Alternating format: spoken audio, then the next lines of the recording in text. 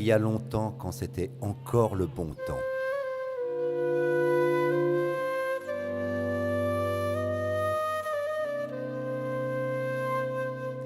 Dans un pays d'ailleurs,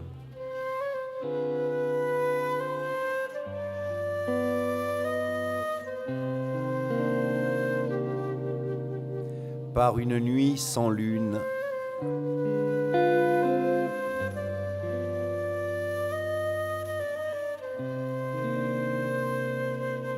un royaume, un château, un village, une cabane misère. Dans la cabane misère, une famille se repose.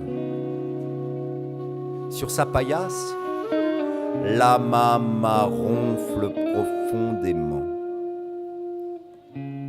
Dans son sommeil, elle a la lèvre qui saigne, le doigt tout gonflé, le pied tout gonflé. Elle dort profondément, terrassée par la fatigue de la corvée.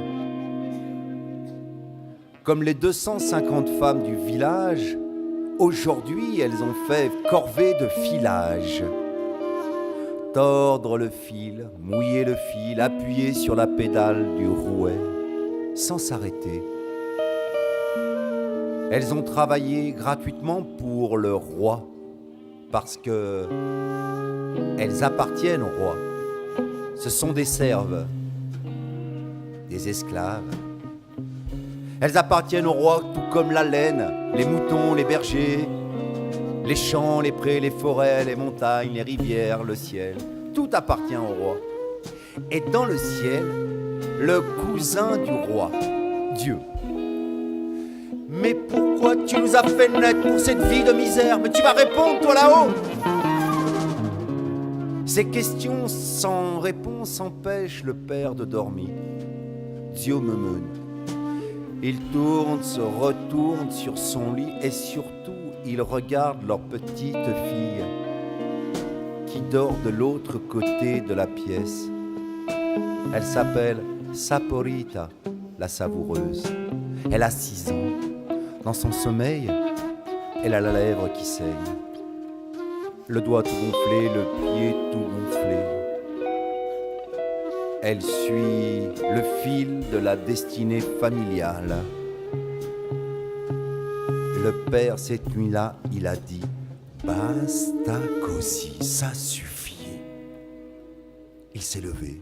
À tâtons, il a pris sa veste, son bâton. Et il s'est dirigé vers la porte. Quand il a posé la main sur celle-ci, entre les ronflements, une voix d'enfant. « Papa, mais où tu vas à cette heure-là »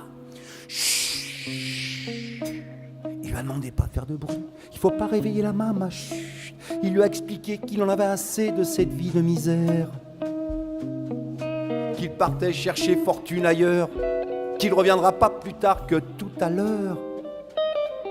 Il lui a demandé de chanter pour le faire revenir. Et puis le père a pris sa fille dans ses bras, des larmes, et sans se retourner, il a disparu dans la nuit noire. Et sur son lit, l'enfant pleure doucement.